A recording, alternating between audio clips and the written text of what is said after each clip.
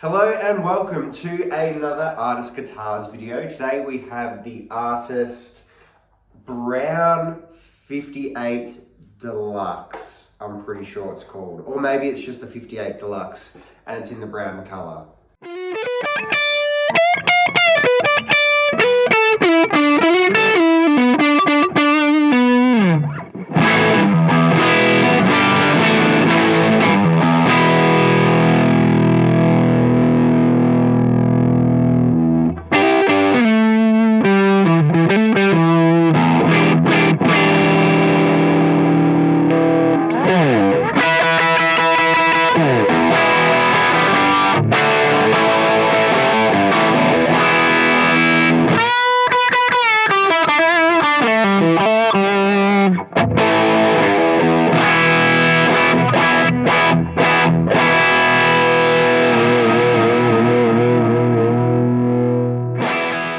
So this is a kind of new model for Artist Guitars. It is a old model but a new color essentially. So the 58 Deluxe has been around for a little while and you can get it with or without the Bigsby vibrato. You've been able to get it in kind of their standard colors, which is black, sunburst and red, I believe. But this is their new brown, which I think is very sort of 70s looking, which I like. Now, if you look at the website, the photos show them to be more of a chocolatey brown. This is more of a red brown, I must say, which is a little bit disappointing. I was hoping it would be that real chocolatey brown, you know, if you picture that sort of Gibson ES335, you know, picture it in brown with sort of the black hardware, you know what I'm talking about. I was hoping it was more like that. I think they've tried to do it a couple of times, they just can't seem to get it right. There was one they did which was really red. This one is less red, but yeah, still not quite that chocolatey brown.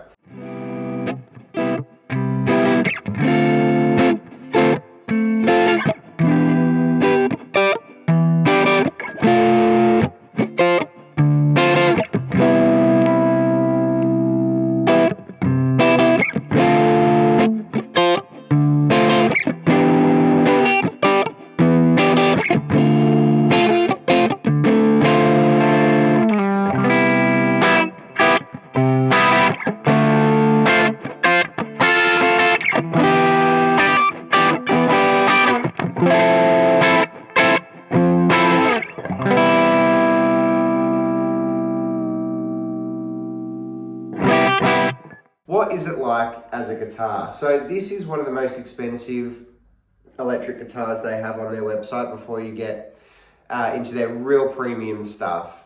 So you get the unbranded Bigsby style vibrato. You get two Artist Bullbucker humbuckers, which I believe are based on a JB and a Jazz pickup. Those pickups coil split, individual push-pull on the two volumes, two tones, three-way switch. You get locking tuners, which is a very cool feature. You get binding, you get the block inlays, you get just like the deluxe sort of look for this guitar, really. So let's dive into what is good about this guitar and what is not so good about this guitar. There are a couple of kind of good and bad points, I would say.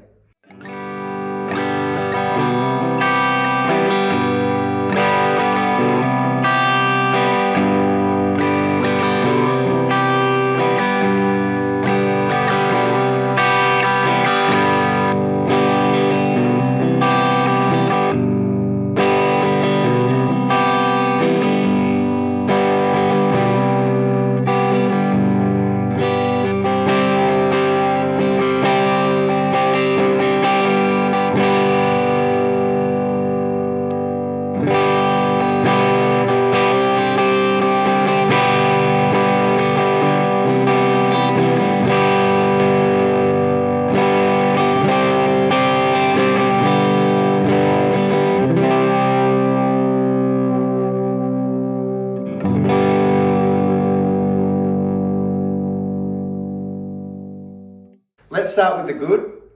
It sounds absolutely amazing. It actually sounds unreal. It is one of the best uses of a JB and a Jazz sort of pickup that I've ever heard. Now, a semi-hollow sort of vintage style guitar like this, you wouldn't expect to have such a hot bridge pickup, but it works really, really well. It's just, yeah, it sounds the business. Obviously, I'll put some sound clips throughout this video as we're going, but yeah, the pickups and just the guitar itself sounds fantastic. The Bixby is also really good. Really smooth sort of movement. Obviously, this is unplugged.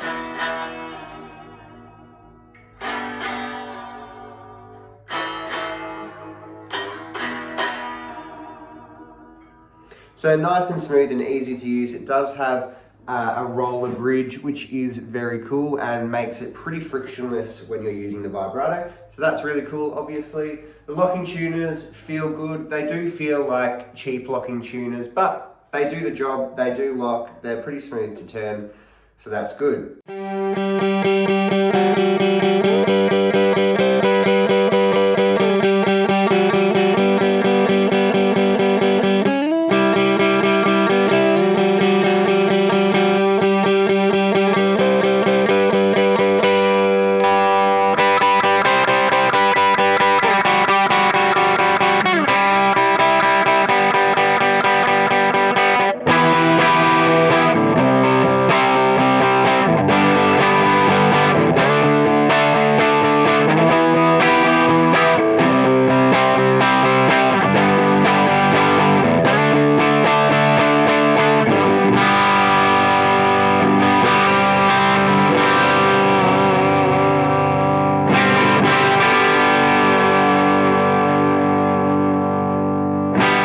The look, like I said, I don't mind it. I was hoping it was going to be a bit more chocolatey brown.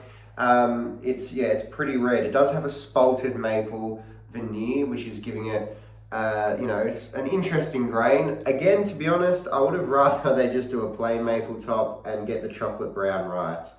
But here we are. It is what it is. I still think it looks really cool regardless. It's just a bit more red than I would like. So speaking of disappointments, let's get into the not so good.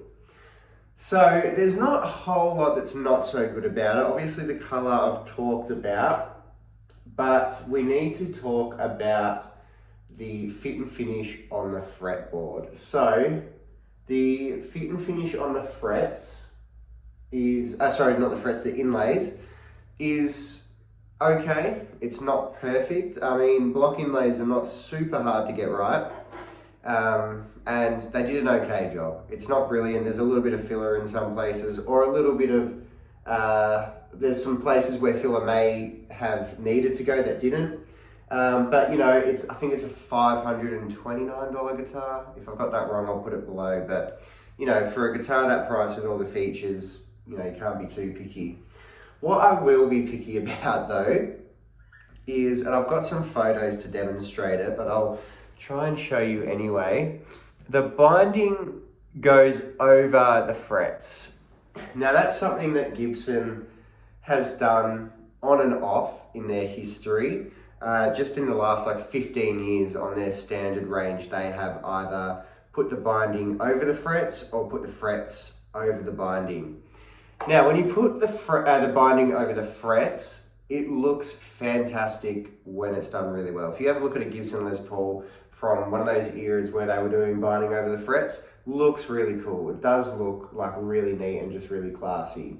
However, when you're trying to do that on a budget, like you are with this guitar, it ends up looking pretty bad, if I'm honest. So I'm not sure what they've done, but there's kind of two different layers of binding, as my voice just cracks. So I'm not sure if you'll be able to see it. Again, I'll do some photos. Yeah, I don't think you'll be able to see it on the camera. But there's two different layers of binding. There's like a transparent layer and then a white layer, and the white layer is going over the frets, and it looks really rough and really poorly done.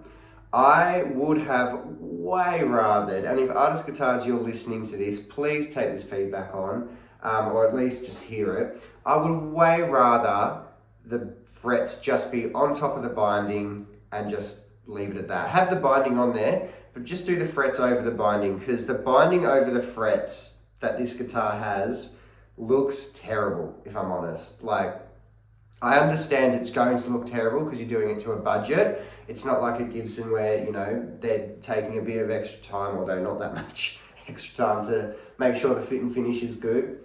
But when you're doing it to a budget, it just looks terrible. Like, it really, yeah. I know it's a very small thing to complain about. It doesn't affect playability at all. The guitar plays fantastic. But just, artist guitars, if you're listening, put the fret over the binding next time. No one wants this. Okay, so with that little nitpicky rant over, it is a really good playing guitar. It sets up perfectly. It plays really nicely. So I had a Walnut58, a non-deluxe one in black for a while. It was an older model, a couple of years older than this one, but this plays significantly better. Like a quantifiable amount better, if that's the right word. I would say it's if that's the difference between the standard and the deluxe, definitely spend the extra money and get the deluxe, because this plays so much better than that standard 58 I had. What I will say though is, even though it's a semi-hollow guitar, it is real heavy, which is just, you know, not super common on these semi-hollow guitars. I know it's a big body, but I've owned a couple of ES style guitars, including that Walnut58, the non-deluxe one I had. That one was a really light guitar. Most of them have been really light guitars in a good way. This one is the heaviest guitar I own now. I don't know how they did that. I mean, you've got the push-pull pots, you've got the big spear, you have some extra hardware, but man, it's not that much extra, and it's so heavy. Like, I think if you're into heavy guitars, you will like this. It's not, you know, it's not so heavy that everyone is just gonna hate how heavy it is. If you're a heavy guitar guy, it'll probably suit you to a T. But for, you know, a normal guy like myself who, you know, doesn't mind heavy guitars, doesn't mind light guitars, this one still feels particularly heavy. Like, I couldn't imagine gigging with this for, you know, an hour or so. It's quite heavy.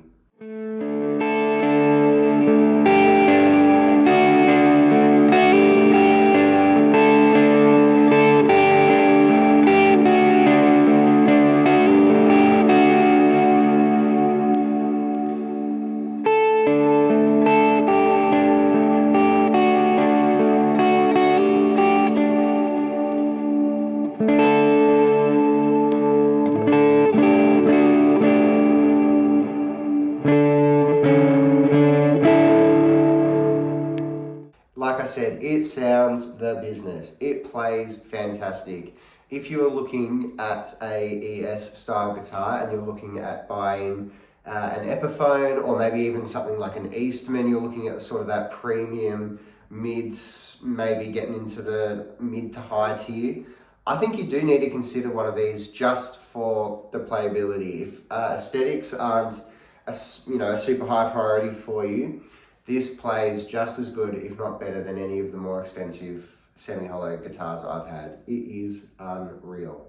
So if you want to buy this guitar, or you're considering buying anything from Artist Guitars, please consider using my affiliate link in the description below. I'm not sponsored by Artist Guitars. I paid full price for this guitar. I'm actually not sure how I ended up with an affiliate link from them, but anyway, I've got that. So, you know, if you're looking at buying an Artist Guitar, please consider using that. It all helps sort of keep the machine moving on this channel. Yeah, so that's it for my video on this guitar. Like I said, beautiful guitar, plays great, sounds great, really nice guitar overall. The fit and finish on the frets and the weight is the only issues I have with it. So that's it from me. I will see you in the next video, which I'm sure will be another Artist Guitars video, because I unboxed a bunch. If you haven't seen that unboxing video, go watch that. And I'll see you in the next one.